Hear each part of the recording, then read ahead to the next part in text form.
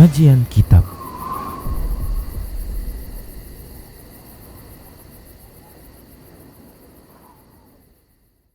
Bismillah, assalamualaikum warahmatullahi wabarakatuh.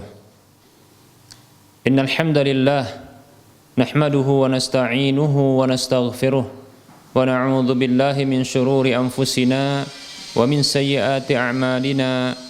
Man yahdihillahu fala mudhillalah wa man yudlilhu fala hadiyalah. Wa ashhadu an la ilaha illallah wahdahu la syarikalah. Wa ashhadu anna Muhammadan abduhu wa rasuluhu sallallahu alaihi wasallam. Qala Allahu jalla wa ala, ya ayyuhalladzina amanu taqullaha haqqa tuqatih wa la tamutunna illa wa antum muslimun. Ya ayyuhan nasu taqu rabbakumul ladzi khalaqakum min nafsin wahidah wa khalaqa minha zawjaha wa bassa minhuma rijalan katsiran wa nisaa'a. Wattaqullaha alladzi tasaaluna bihi wal arham innallaha kana 'alaikum raqiba. Ya ayyuhalladzina amanu taqullaha wa qulu qawlan sadida yuslih lakum a'malakum wa yaghfir lakum dhunubakum wa may yuti'illaha wa rasulahu faqad faza fawzan 'azima. Amma ba'd. Fa inna asdaqal haditsi kitabullah wa khairal huda huda Rasulillah sallallahu alaihi wasallam wa syarral umuri muhdatsatuha wa kullu muhdatsatin bid'ah wa kullu bid'atin dhalalah wa kullu dhalalatin finnar. Para pemirsa Rosyad TV dan para pendengar Radio Medan Mengaji, semoga Allah Subhanahu wa taala senantiasa memberikan kerahmatannya, keberkahannya, perlindungannya, penjagaannya kepada kita di mana saja kita berada. Amin ya rabbal alamin. Para hamba Allah rahimani wa rahimakumullah, tak lupa kita senantiasa bersyukur kepada Allah atas semua nikmat yang Allah berikan, sebagaimana kita tak lupa untuk mengucapkan selawat dan salam untuk nabinya Muhammad sallallahu alaihi wasallam. Para hamba Allah rahimani wa rahimakumullah, kita lanjutkan pembahasan kitab Minhajul Muslim di bab yang kedua tentang adab, dan kita masih menyempurnakan pembahasan tentang adab terhadap sesama muslim, sekaligus penyebutan tentang hak-hak seorang muslim atas muslim yang lainnya. Para hamba Allah rahimani wa rahimakumullah, di antara hak seorang muslim atas muslim yang lainnya, di antara adab yang mulia yang mesti dimiliki oleh seorang muslim terhadap muslim yang lainnya adalah menghadiri jenazahnya. Menghadiri jenazahnya tatkala ia meninggal dunia. Baik para hamba Allah rahimani wa rahimakumullah, menghadiri jenazahnya, menghadiri jenazah seorang muslim ini merupakan hak seorang muslim atas muslim yang lainnya. Ini merupakan adab seorang muslim terhadap muslim yang lainnya.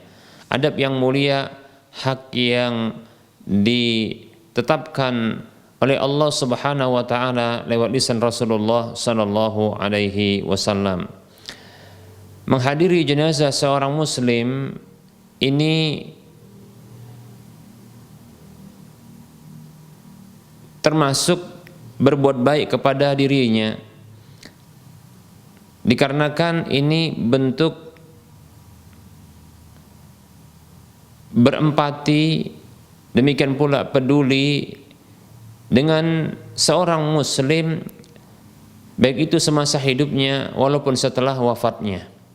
Lebih-lebih apalagi menghadiri jenazah seorang muslim, ya, ini akan memberikan hiburan, demikian pula dukungan dan menguatkan saudara-saudara atau keluarga yang tertimpa musibah dengan wafatnya seorang muslim ini. Merupakan bentuk kebaikan kepada seorang muslim yang baru saja meninggal dunia adalah membahagiakan, menguatkan, demikian pula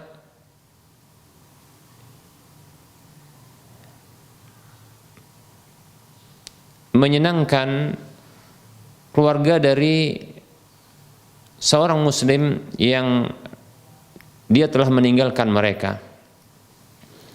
Karena tentunya berbuat baik kepada keluarga seseorang, maka itu merupakan bentuk berbuat baik kepada seseorang tersebut. Baik para hamba Allah rahimani wa rahmakumullah. Barangkali keluarga yang ditinggalkan ini, ya mereka butuh perhatian, mereka butuh penguatan, mereka dalam kondisi rapuh, dalam kondisi sedih dengan ditinggalkan oleh orang yang dicinta. Maka dengan menghadiri jenazah orang yang dicinta tersebut, ini akan menguatkan mereka. Ini menjadi bentuk dukungan kepada mereka, dorongan untuk bangkit kembali ya setelah ya kehilangan orang yang dicinta. Baik para hamba Allah rahimani wa rahmakumullah, lebih-lebih ketika banyak kaum muslimin yang ternyata mengiringi jenazahnya, baik itu mengiringi jenazahnya ya mulai dari rumah duka sampai ke masjid, lalu sampai ke pekuburan, maka ini akan menguatkan mereka, akan membahagiakan mereka. Baik para hamba Allah rahimani wa rahmakumullah, coba bayangkan bagaimana jadinya apabila ternyata ketika seorang muslim wafat, tidak ada satupun dari saudara-saudara sama muslim yang lainnya yang turut serta menghadiri jenazahnya. Tidak ada satupun yang mengiringinya, kecuali hanya segelintir orang saja. Maka ini pukulan yang berat bagi keluarga yang ditinggalkannya. Demikian. Dan ini tentunya akan membuat marah dan kecewa. Bahkan barangkali ya ini ya akan membuat semakin sedih dirinya, ya. Dengan ditinggalkannya orang yang dicinta, ditambah lagi ternyata ya kaum muslimin tidak memberikan penghormatan, pemuliaan dengan mengiringi jenazahnya, maka ini semakin menambah duka orang yang ditinggalkan, keluarga yang ditinggalkannya. Demikian para hamba Allah rahimani wa rahmakumullah. Oleh karenanya berbuat baik ya kepada keluarga orang yang wafat tersebut itu merupakan bentuk berbuat baik kepada orang yang wafat tersebut. Baik para hamba Allah rahimani wa rahimakumullah. Lewat lisan Rasulullah sallallahu alaihi wasallam Allah mensyariatkan, menetapkan di antara hak seorang muslim atas muslim yang lainnya, di antara adab seorang muslim terhadap muslim yang lainnya adalah mengiringi jenazahnya tatkala ia wafat. Berdasarkan hadis Nabi sallallahu alaihi wasallam, hadis yang diriwayatkan oleh Imam Bukhari dan Muslim, bahkan lafadznya disepakati oleh keduanya, Rasulullah sallallahu alaihi wasallam beliau bersabda, haqqul muslimi 'alal muslimi khamsun. Hak seorang muslim atas muslim yang lainnya ada 5. Nabi sallallahu alaihi wasallam menyebutkan yang pertama raddus salami, membalas salam. Kemudian yang kedua Rasulullah SAW menyebutkan wa iyadatul maridi, menjenguk orang yang sakit. Kemudian yang ketiga Rasulullah menyebutkan sallallahu alaihi wasallam wattiba'ul janaizi, mengikuti jenazah atau mengiringi jenazah. Kemudian yang keempat Rasulullah menyebutkan sallallahu alaihi wasallam wa ijabatud da'wati, memenuhi undangan. Kemudian yang kelima Rasulullah sallallahu alaihi wasallam bersabda wa tashmitul atisi, mendoakan orang yang bersin. Hadis riwayat Bukhari dan Muslim. Baik para hamba Allah rahimani wa rahimakumullah. Dalam hadis yang lain, hadis yang dikeluarkan oleh Imam Bukhari, Rasulullah sallallahu alaihi wasallam memerintahkan untuk mengikuti jenazah berdasarkan hadis dari Barra bin Azib radhiyallahu anhu. Ini pernah kita sebutkan pada pertemuan sebelumnya. Beliau radhiyallahu anhu mengatakan, amarona Rasulullah sallallahu alaihi wasallam bi'iyadatil maridi wattiba'il janaizi wa tashmitil 'atisi wa ibraril muqsimi wa nasril madlumi wa ijabatid da'i wa ifsa'is salami. Kata Nabi sallallahu alaihi wasallam, kata Bara' bin Azib radhiyallahu anhu, Rasulullah sallallahu alaihi wasallam memerintahkan untuk menjenguk orang yang sakit, mengiringi jenazah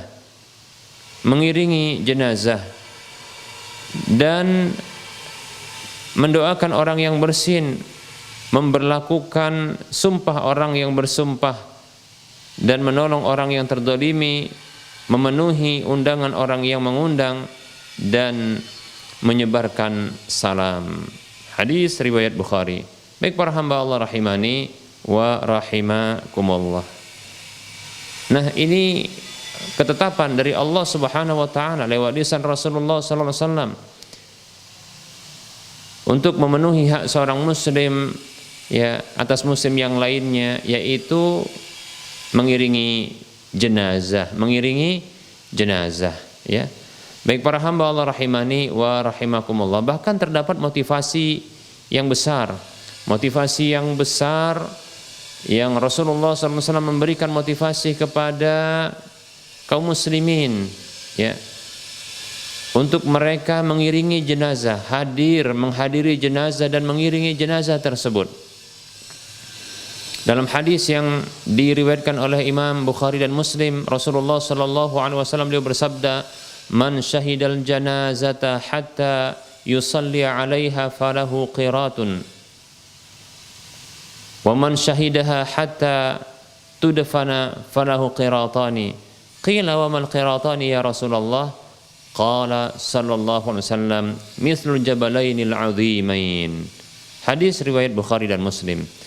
Nabi sallallahu alaihi wasallam bersabda dalam sebuah hadis yang diriwayatkan oleh Imam Bukhari dan Muslim dari sahabat Abu Hurairah radhiyallahu anhu, Rasulullah sallallahu alaihi wasallam beliau bersabda, siapa saja yang menghadiri jenazah, yaitu jenazah seorang muslim,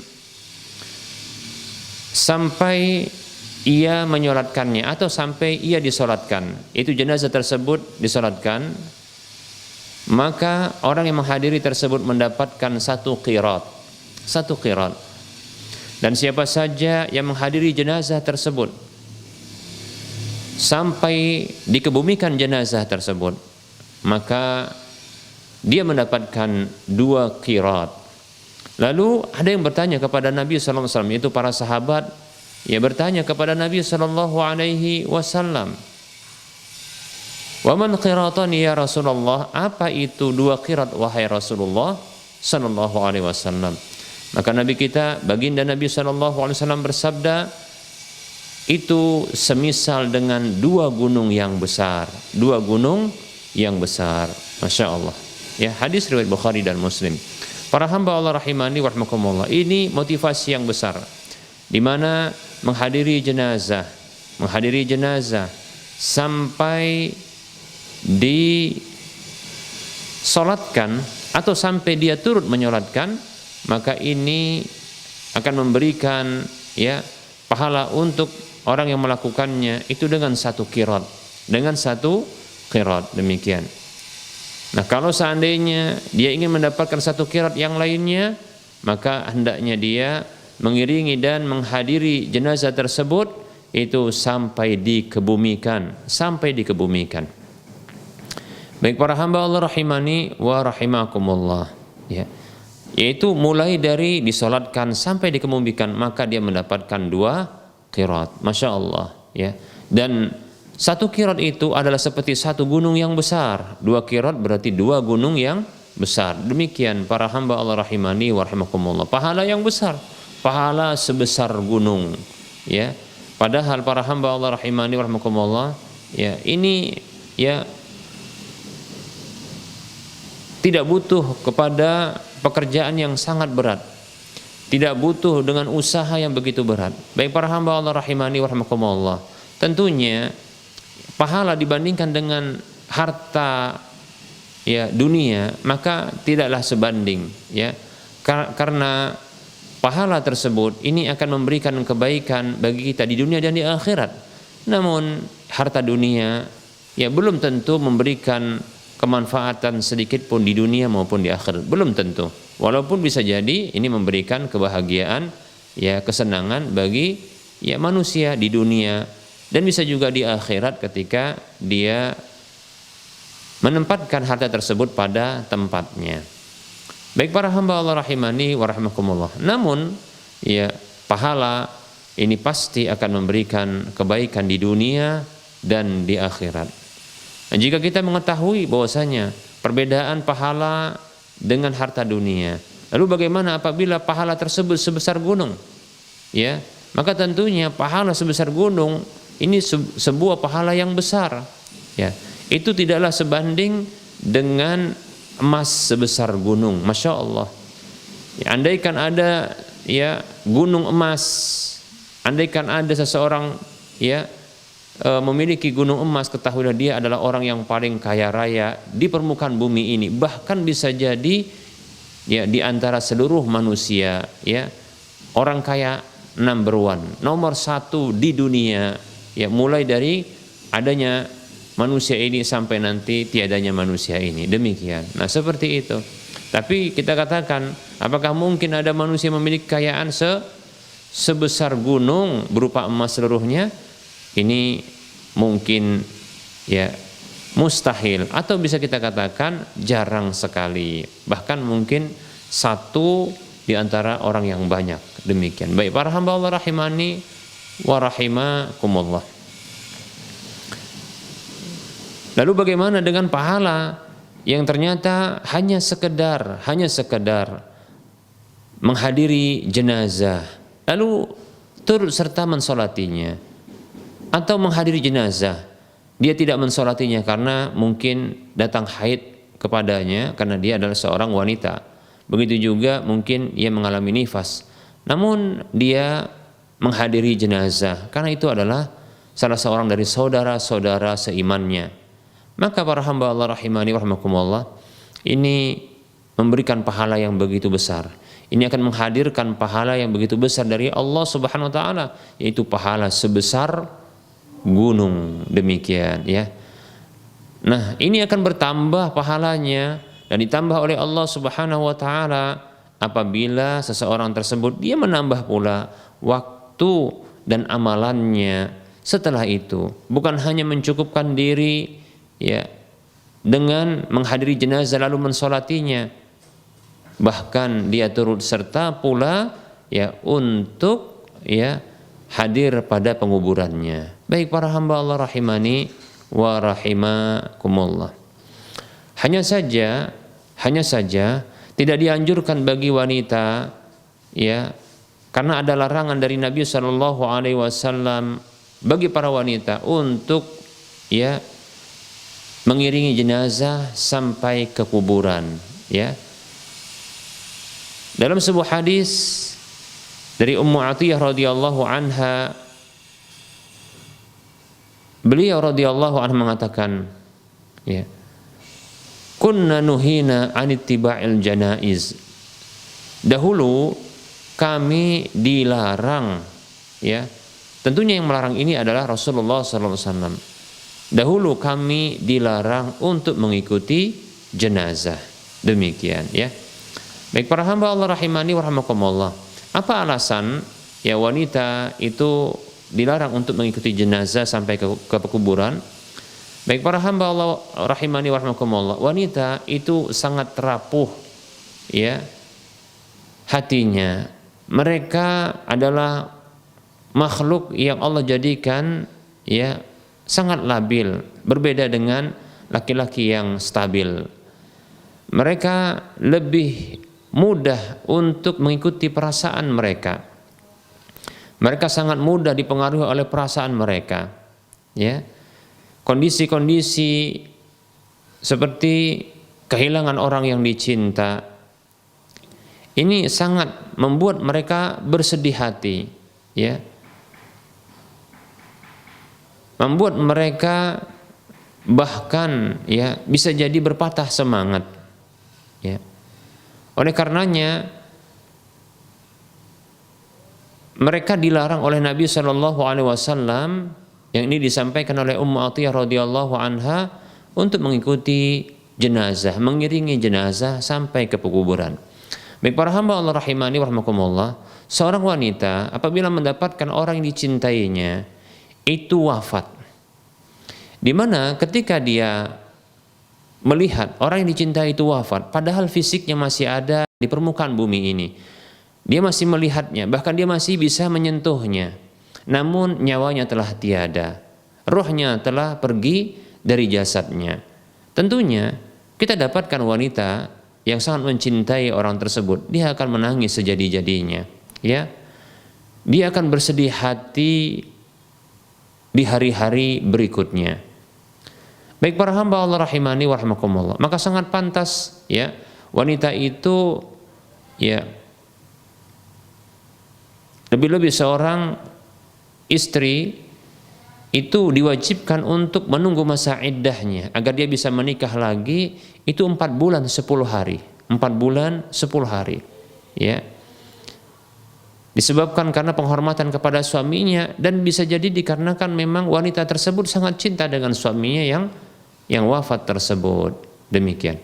Nah, ini dalam kondisi orang yang dicintainya ini, ya, orang yang dicintainya ini sudah wafat, namun fisiknya masih bisa ya disentuhnya, dipeluknya, ya, bahkan dilihat juga oleh matanya.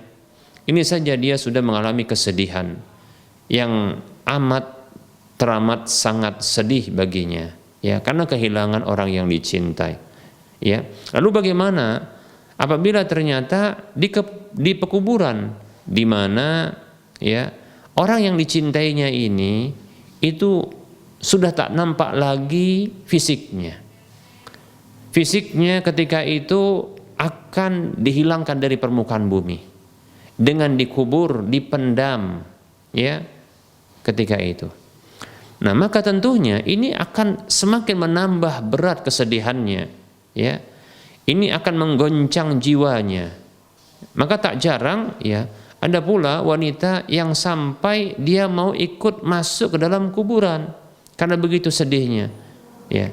Dia tak mampu untuk menanggung kesedihan tersebut, maka terkadang otomatis tanpa disadarinya dia pun ingin ikut masuk ke dalam kuburan tersebut. Baik para hamba Allah rahimani wa rahimakumullah, inilah rahasia mengapa dilarang oleh Rasulullah SAW para wanita untuk mengiringi jenazah itu ke kuburan. Demikian para hamba Allah rahimani wa rahmakumullah.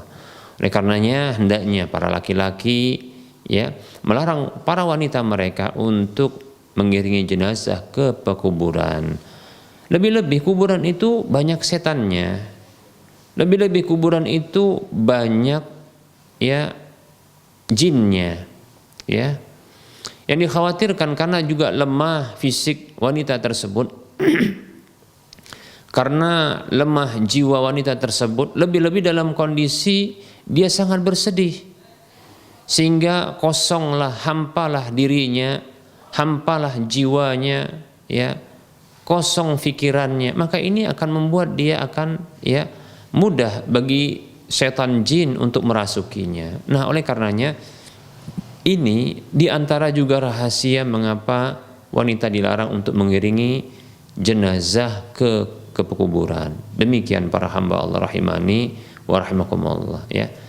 Begitu indahnya ya sesuatu yang disyariatkan oleh Allah lewat lisan Rasulullah SAW, baik itu berupa perintah untuk dikerjakan maupun berupa larangan untuk ditinggalkan.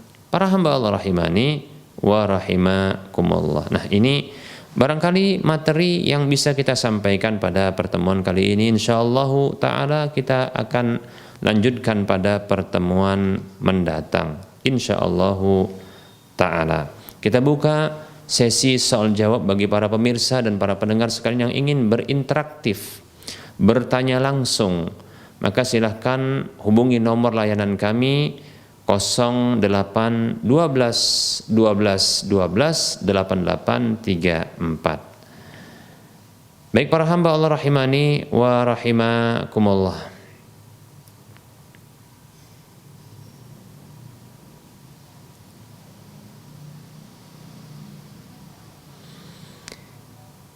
Dan bagi para pemirsa yang ingin bertanya lewat tulisan chatting WhatsApp, maka bisa di nomor yang sama ya mengirimkan pertanyaan tersebut. Baik para hamba Allah rahimani wa rahimakumullah.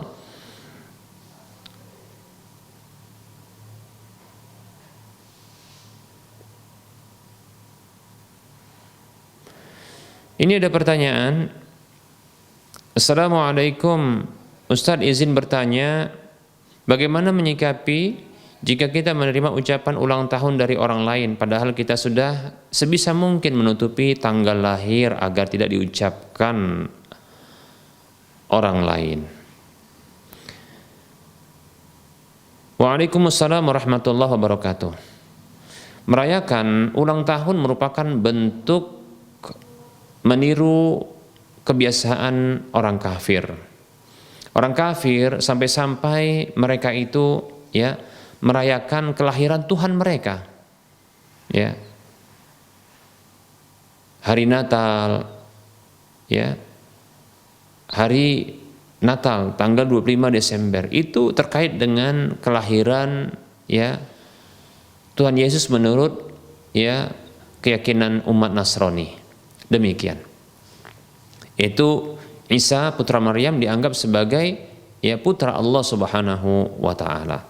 Baik para hamba Allah rahimani wa rahimakumullah, dan mereka pun merayakannya. Ya. Demikian. Ya, ini menunjukkan kebiasaan mereka yang sangat kental sampai-sampai merayakan ulang tahun mereka. Maka meniru kebiasaan orang kafir seperti ini, itu merayakan ulang tahun, ini merupakan bentuk pelanggaran, bentuk kedurhakaan kepada Allah Subhanahu wa taala. Bahkan itu merupakan bentuk loyalitas kepada orang kafir. Ya. Kata Allah Subhanahu wa taala, "Wa may yatawallahum minkum fa innahu minhum." Siapa saja yang berloyalitas kepada mereka di antara kalian, maka dia termasuk mereka. Ancamannya seperti itu.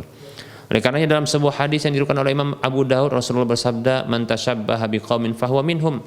Siapa saja yang menyerupai satu kaum, maka dia termasuk tergolong mereka. Demikian. Oleh karenanya, ya dihindarkan. Nah, ketika sudah menghindarkan, ternyata ada orang yang mengucapkan ya selamat ulang tahun. Maka bagaimana sikap kita? Sikap kita adalah memberikan edukasi kepadanya, penjelasan kepadanya bahwasanya ya itu adalah merupakan bentuk kebiasaan orang kafir. Maka tidak perlu untuk mengucapkannya.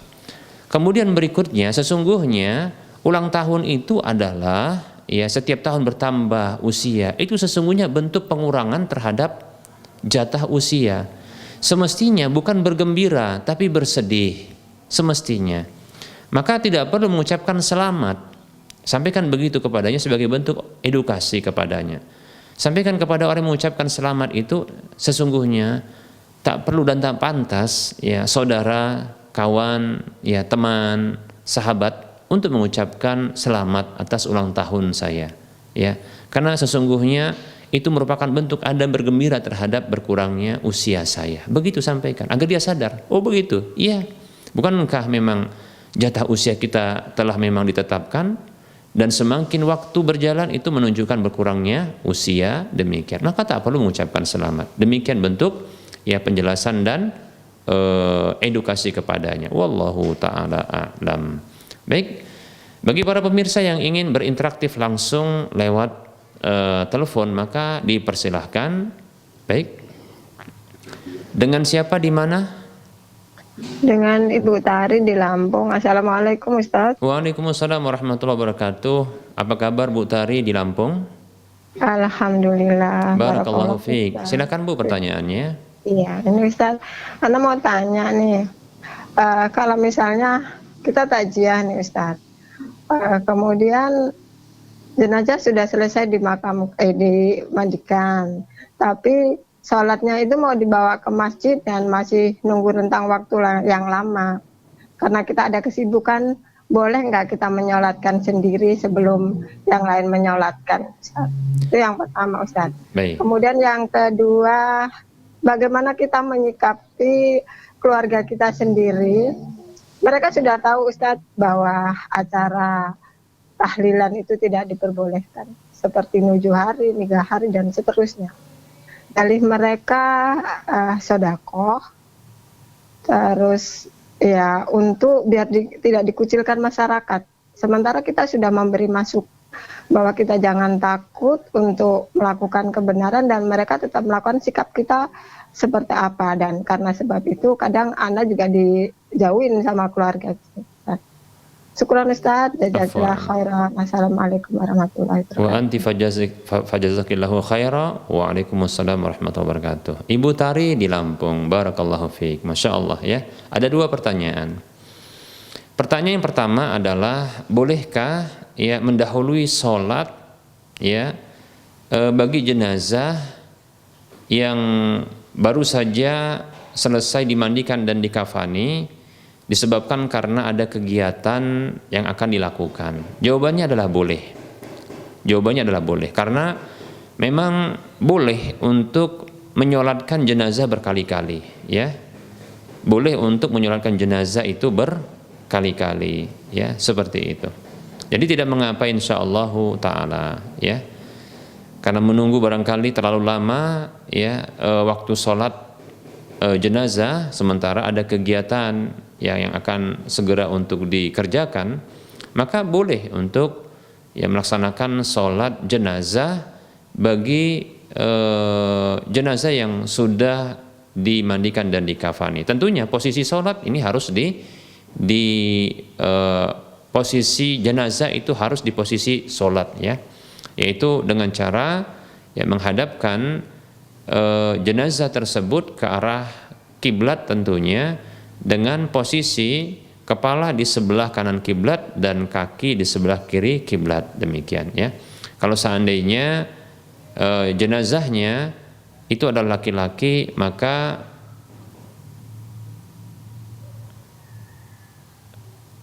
posisi sholat itu kalau sendirian, ya, maka itu di posisi kepala. Kemudian kalau perempuan maka di posisi tengah badan, demikian. Nah, ini menurut pendapat yang kuat, wallahu taala a'lam, ya. Ini jawaban untuk pertanyaan pertama dari Bu Tari di Lampung. Kemudian barangkali butuh dalilnya, ya. Dalam sebuah riwayat, ya, Rasulullah SAW itu pernah bahkan menyolatkan jenazah Hamzah, ya, radhiyallahu anhu, itu paman beliau, berkali-kali, ya. Berkali-kali, karena Hamzah ternyata disolatkan itu berkali-kali bersama dengan jenazah yang lain. Sementara jenazah yang lain itu lebih dahulu, ya, dikuburkan, ya. Adapun Hamzah ini berkali-kali disolatkan, ya. Kalau Rasulullah berkali-kali menyolatkan Hamzah bersama dengan jenazah yang lain, ya. Jenazah yang lain itu ketika dikumpulkan sebahagiannya kemudian disolatkan, sementara sebagian jenazah itu diarahkan untuk dikuburkan, jenazah Hamzah masih ada di tempat, kemudian disolatkan kembali, seterusnya seperti itu. Jadi Nabi menyolatkan berkali-kali. Jadi boleh, ya, menyolatkan jenazah berkali-kali. Kasus seperti yang Bu Tari tadi utarakan, maka Bu Tari boleh untuk menyolatkan jenazah tersebut. Nanti kemudian orang lain menyolatkan jenazah, ya, tersebut dengan jumlah yang lebih banyak, ya. Bahkan barangkali karena sempitnya tempat, ya, barangkali orang-orang yang hadir, ya, yang ingin beranjak segera pergi, ya, mereka ingin menyolatkan, silahkan solatkan, lalu mereka, ya, beranjak pergi, ya, seperti itu. Demikian, ya, sebelum nanti disolatkan di masjid, wallahu ta'ala a'lam, ya. Nah, kebolehan ini boleh juga berjamaah, boleh juga sendiri-sendiri, ya, demikian, ya, wallahu a'lam. Kemudian pertanyaan yang kedua terkait dengan sikap terhadap keluarga yang masih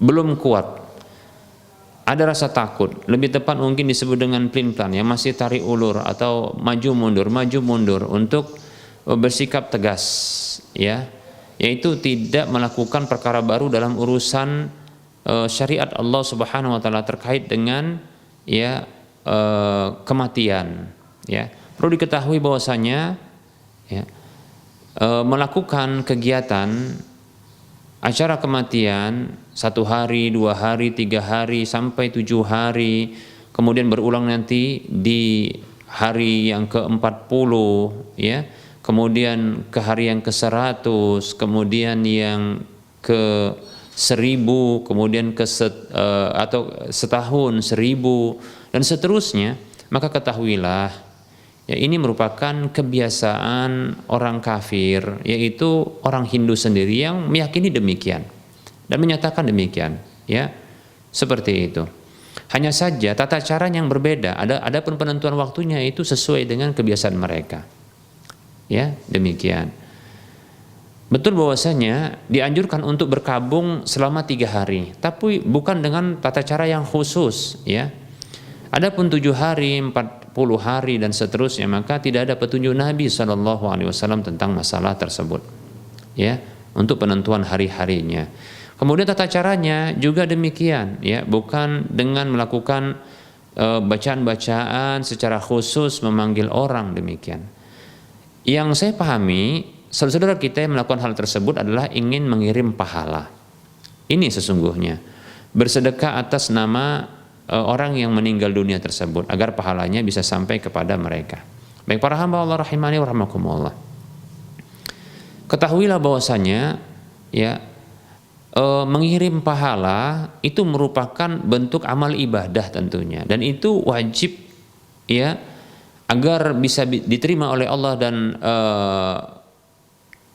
menjadi amalan yang soleh di sisi Allah, maka tentunya harus sesuai dengan petunjuk ya Rasulullah Shallallahu Alaihi Wasallam, karena Rasulullah bersabda Shallallahu Alaihi Wasallam, man amila amalan laisa alaihi amruna fahuwa raddun, hadis riwayat Muslim.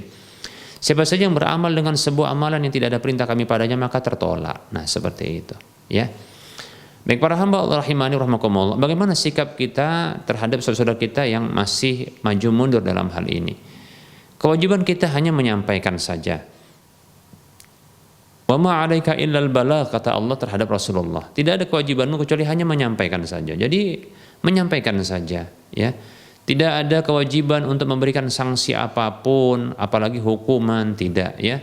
Cukup menyampaikan saja ya. Kalau mereka paham lalu mau mengamalkan, alhamdulillah. Kalau paham namun tidak mau mengamalkan, itu kembali urusannya kepada mereka dengan Allah Subhanahu wa taala. Demikian ya. Karena seseorang itu hanyalah menanggung apa yang dilakukan sendiri, demikian. Kecuali kalau dia mendorong orang lain untuk melakukan sebuah amalan, maka bisa jadi dia akan mendapatkan bahagian dari amalan tersebut. Kalau kebaikan ya kebaikan didapatkannya, kalau keburukan ya keburukan, dosa yang didapatkannya. Demikian.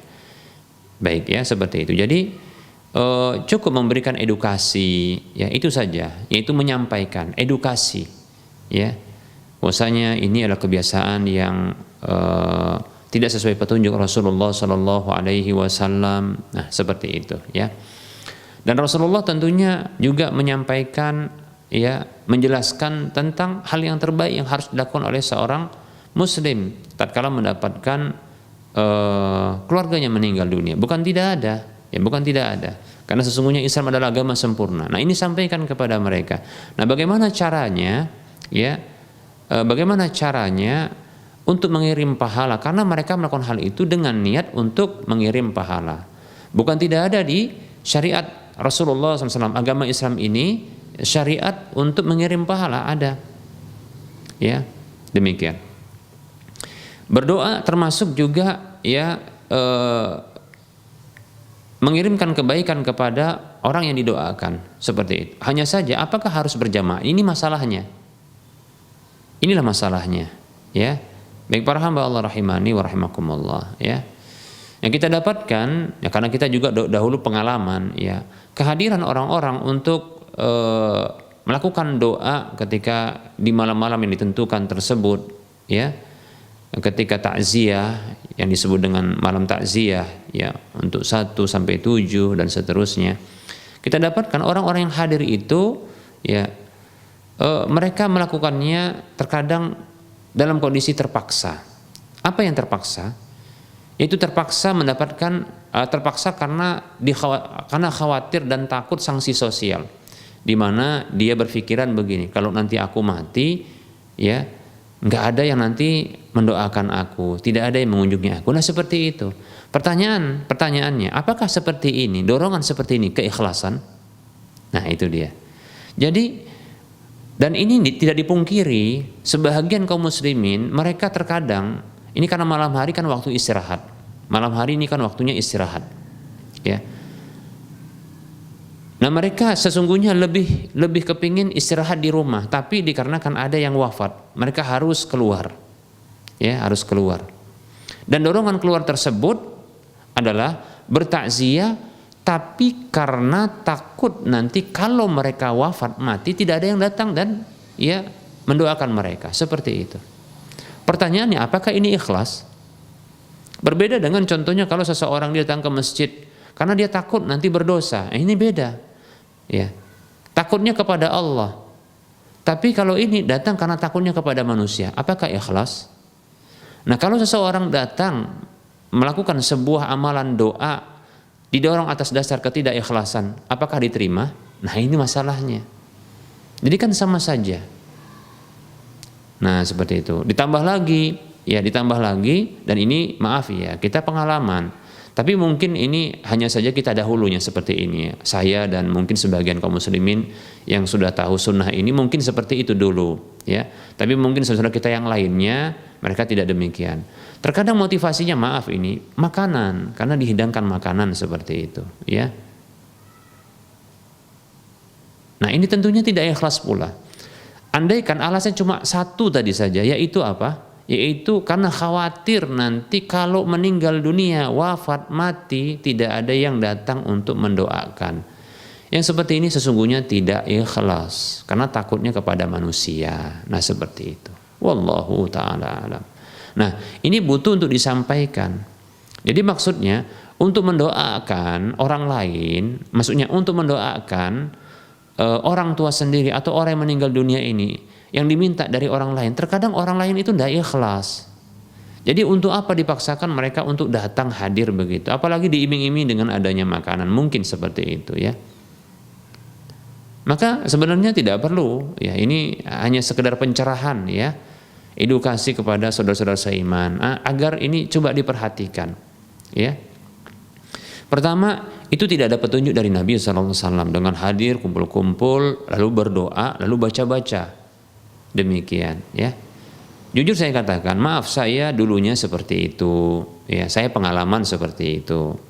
Nah, setelah saya mengetahui dalil, ya, Al-Quran maupun hadis Nabi SAW, ya tidak keseluruhan tapi sebahagian, ternyata tidak saya dapatkan ketika ada pembahasan tentang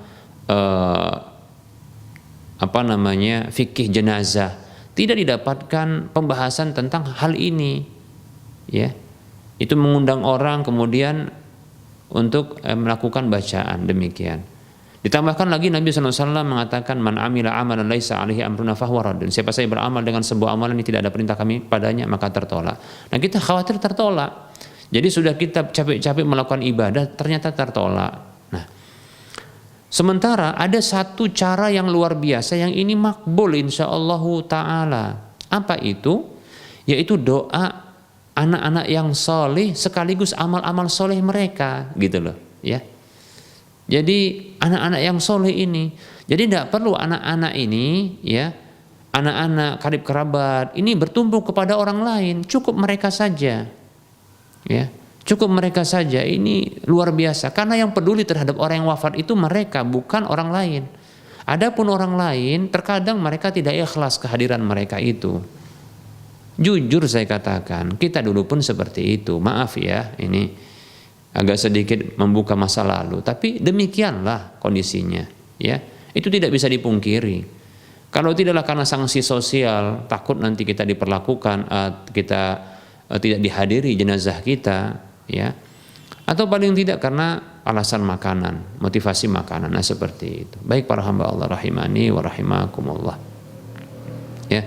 Maka Rasulullah SAW bersabda, perhatikan, ini menunjukkan bahwasanya, ya, anak itu sudah, ya, anak itu sudah cukup untuk menjadi aset bagi orang tua yang sudah wafat atau keluarga.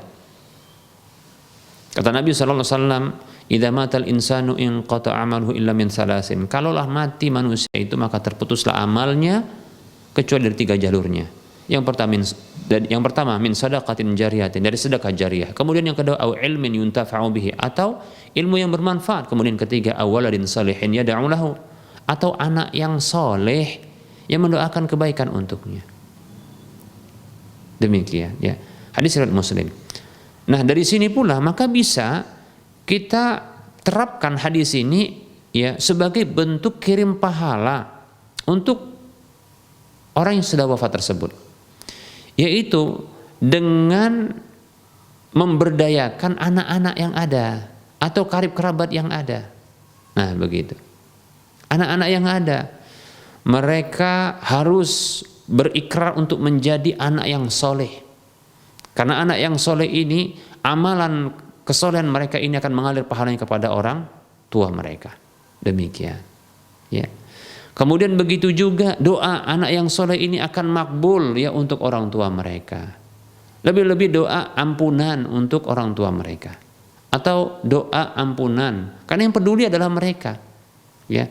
Jadi bukan peduli dengan orang tua atau orang yang telah wafat dari karib kerabatnya, ini lantas ya mengundang orang lain untuk peduli, tidak perlu. Cukup ya keluarga sendiri atau anak sendiri, berdayakan. Ya, berdayakan. Nah, seperti itu. Doa ampunan, kata Nabi SAW, ya.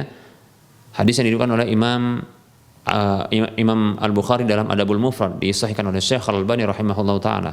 Rasulullah bersabda SAW, turfa'u lil mayyiti ba'da mautihi darajatuhu, diangkat derajat orang yang telah wafat setelah kematiannya. Lalu dia bertanya, ya, ai rabbi ma hadhihi, wahai Rabbku, ini balasan terhadap amal apa? Karena dia tak merasa mengamalkannya. Maka dikatakan kepadanya, waladuka istaghfarulaka, anak memohon ampun untukmu. Demikian. Permohonan ampun seorang anak untuk orang tuanya, demikian pula karib kerabatnya yang peduli dengan mereka, maka ini akan membuat terangkatnya derajat orang yang wafat tersebut, yang dimintakan ampun tersebut di sisi Allah. Bisa jadi dia derajat di mana dia disiksa, terus terangkat dia sampai tak disiksa. Masya Allah. Demikian, seperti itu. Karena jujur kita katakan, kita yang peduli, bukan orang lain. Jadi prinsipnya, bukan tatkala kita peduli, kita suruh orang lain untuk peduli. Nah, acara 1 hari, 2, 3, sampai 7, 40 nanti, begitu juga 100. Bukankah ini adalah ya kepedulian diri dengan cara mengajak orang lain untuk peduli? Semestinya kalau yang peduli anaknya sendiri, ya peduli, dan keluarganya, bukan orang lain disuruh peduli. Demikian. Nah, ini pencerahan ya, bukan apa-apa. Ini maaf ya, saya katakan ini mohon untuk dipahami. Bahkan dalam mazhab Syafi'i sendiri yang seperti ini tidak ada. Jujur saya katakan, tidak ada dalam mazhab Syafi'i. Buka di dalam kitab-kitab mazhab Syafi'i, bahkan dalam kitab Al-Um punya Imam Syafi'i, itu tidak ada pembahasan seperti ini. Bahkan Imam Syafi'i mengatakan kirim pahala itu sama sekali nggak sampai. Seperti itu. Tapi baiklah, ya. Saya ingin memberikan pencerahan. Kalau mau, ya, hadis tadi itu menjadi apa? Menjadi motivasi bagi keluarga, demikian pula anak-anak yang ditinggalkan oleh orang yang wafat tersebut untuk ngirim pahala. Tadi sedekah jariyah. Nah, sekarang kita lihat apakah orang tua kita itu punya, atau orang yang wafat ini punya sedekah jariyah. Maka terfikir oleh kita adalah bagaimana cara ya bersedekah dan pahalanya dikirim untuk orang yang sudah wafat tersebut. Oh, sedekah kepada orang yang tadi yang datang. Nah, seperti itu. Baik, tadi sudah saya katakan, kedatangan mereka itu, jujur, saya termasuk orang yang pernah diundang. Kedatangan mereka tersebut, jujur saya katakan, itu pada umumnya itu motivasinya karena khawatir dapat sanksi sosial. Nanti kalau wafat, kalau nggak datang, nanti nggak akan didatangi. Seperti itu. Itu saja. Pertanyaan saya, apakah itu ikhlas? Kemudian apakah ikhlas kalau amalan dilakukan tanpa ikhlas itu akan diterima? Nah, itu masalahnya. Baik ya. Tambah lagi ada yang datang karena alasan makanan. Kan begitu ya. Nah, jadi tidak usah bertumbuh dengan orang lain. Kalau lo mau bersedekah kepada mereka, kan nggak perlu harus di tanggal 1, tanggal 2, tanggal 3, atau malam pertama, malam kedua, malam ketiga, malam ke-7. Kan nggak perlu. Kita katakan, kalau kita mau berbuat baik kepada orang yang telah wafat tersebut, hendaknya kita berbuat baik seterusnya. Ya. Hendaklah kita berbuat baik seterusnya, bukan dengan sebahagian waktu ini. Apalagi maaf, silakan lihat video YouTube seorang mantan Hindu yang dia sudah masuk Islam, lalu dia menceritakan bagaimana umat Islam ini mengikuti kebiasaan orang Hindu di saat kematian, yaitu tanggal 1, 2, 3 sampai 7 hari itu diperingati, dibuat acara. Itu kebiasaan orang Hindu, maaf itu. Saya pun dapatkan dari mereka, dari ustadz tersebut yang baru tobat itu, masuk Islam ya, begitu. Itu pernyataan seorang yang Hindu yang sudah masuk Islam, begitu. Jadi ngapain kita ikutin ini? Nah, kalau kita coba logis, yang wafat adalah orang tua kita, ayah kita atau ibu kita. Apakah kita akan berbuat baik kepadanya dengan kirim pahala? Itu hanya di tanggal 1, tanggal 2, tanggal 3, tanggal 4 sampai tanggal 7, kemudian tanggal 40 hari. Di 40 hari setelah wafatnya atau di 100-nya, saya katakan ini kurang ajar. Kenapa? Karena ayah dan ibu kita perhatian dengan kita itu di setiap hari. Bukan di tanggal-tanggal hal tersebut, bukan di tanggal-tanggal 1, 2, 3, 7, 40. Ini bentuk anak durhaka. Hanya ingat kepada orang tua di tanggal-tanggal tertentu saja. Tidak. Kalau ketika kita tiap hari, betul kita berdoa untuk orang tua kita, betul. Tapi tidak perlu kita hanya menentukan tanggal-tanggal tersebut. Nah, kalau kita contohnya teringat dengan orang tua kita, lalu kita terasa rindu, lalu air mata kita menetes.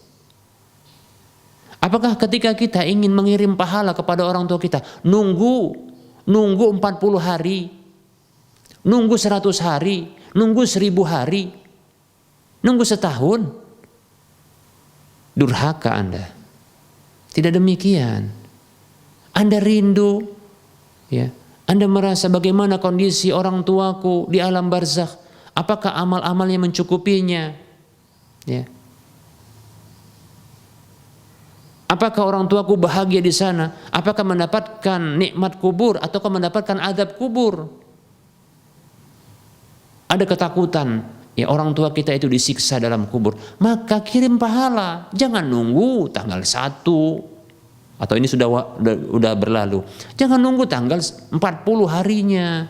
Jangan menunggu 100 harinya. Ini enggak benar. Kalau Anda sebagai anak, Anda termasuk anak durhaka. Begitu. Anda kirim pahala. Bagaimana caranya? Mohonkan ampun. Karena itu akan mengangkat derajatnya. Hadisnya sudah saya sebutkan tadi. Anda bisa bersedekah atas namanya. Sedekatun jariyah. Anda mungkin teringat, oh ada masjid yang sedang dibangun. Ya.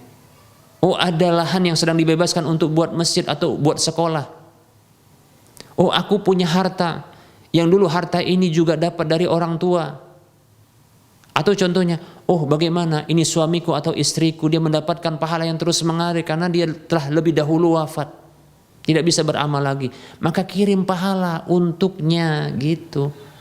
Jangan nunggu waktu-waktu tersebut. Jangan harapkan orang lain untuk peduli, kita yang peduli. Gimana caranya? Tidak perlu nunggu waktu, datang, bayarkan, serahkan uang Anda.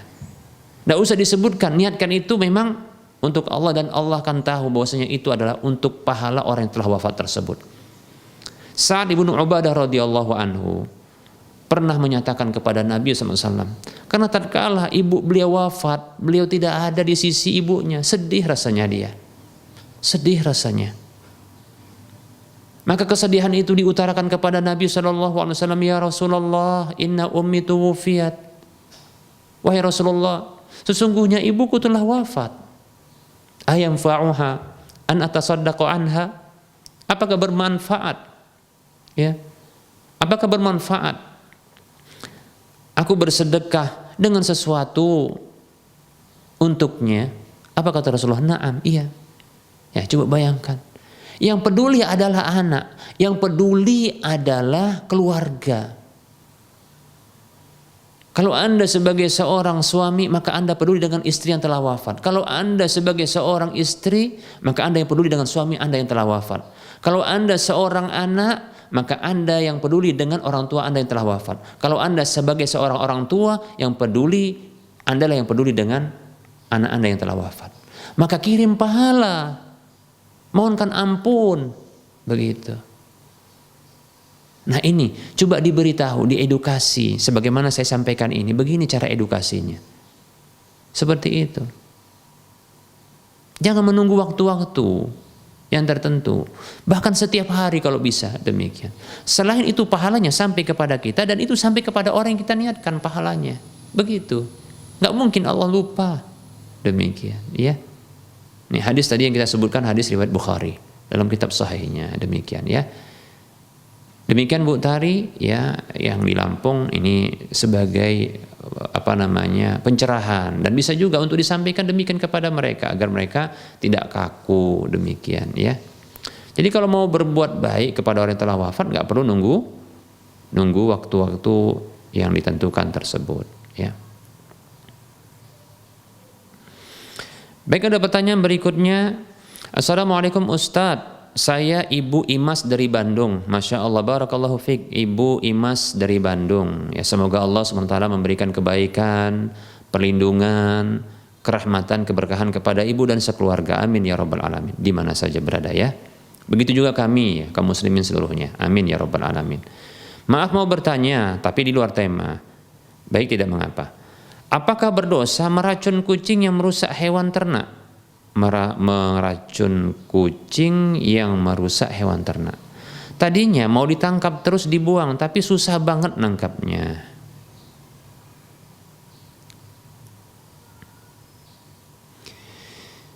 Waalaikumsalam warahmatullahi wabarakatuh.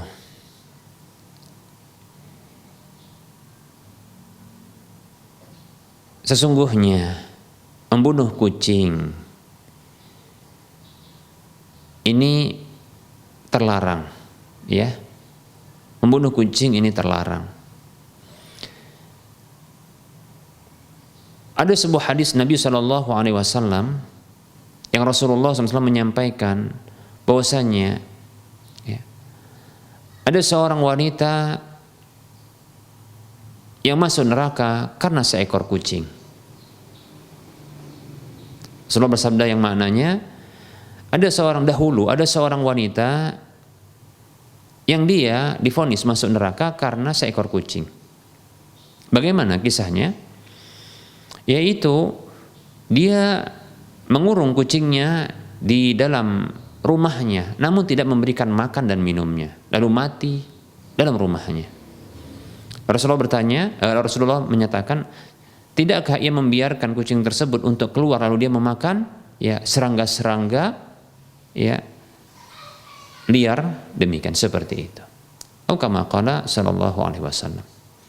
Jadi membunuh kucing, nah ini walaupun terkadang kucing itu tentunya dia menyusahkan dari sisi ya air seninya yang kadang dia mau kencing sembarangan ya, begitu juga tinjanya, fesesnya yang dia terkadang juga mau ya sembarangan, kan begitu ya.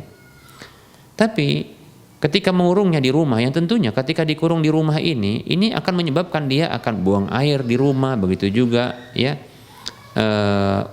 buang air besar atau buang air kecil di rumah ya.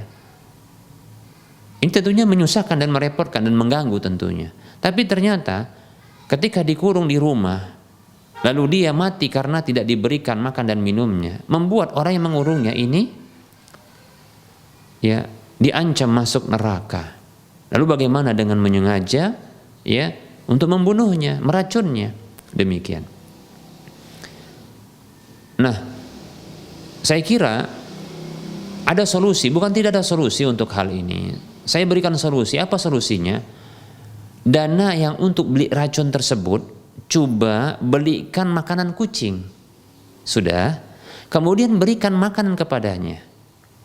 Kenapa dia merusak hewan ternak? Karena dia liar.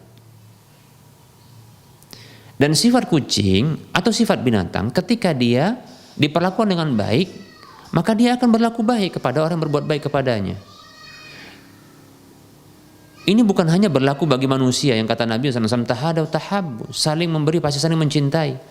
Ternyata bagi hewan juga demikian. Cobalah hewan liar itu, kalau sering-sering dielus kepalanya dan sering-sering dikasih makan, ya, ini dia tidak akan mengganggu. Betul kita katakan. Cobalah, kenapa kok ada singa yang jinak? Kenapa kok ada harimau yang jinak? Kenapa kok ada buaya yang jinak?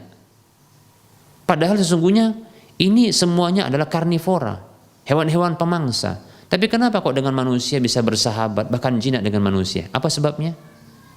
Karena diberi kebaikan berupa makanan.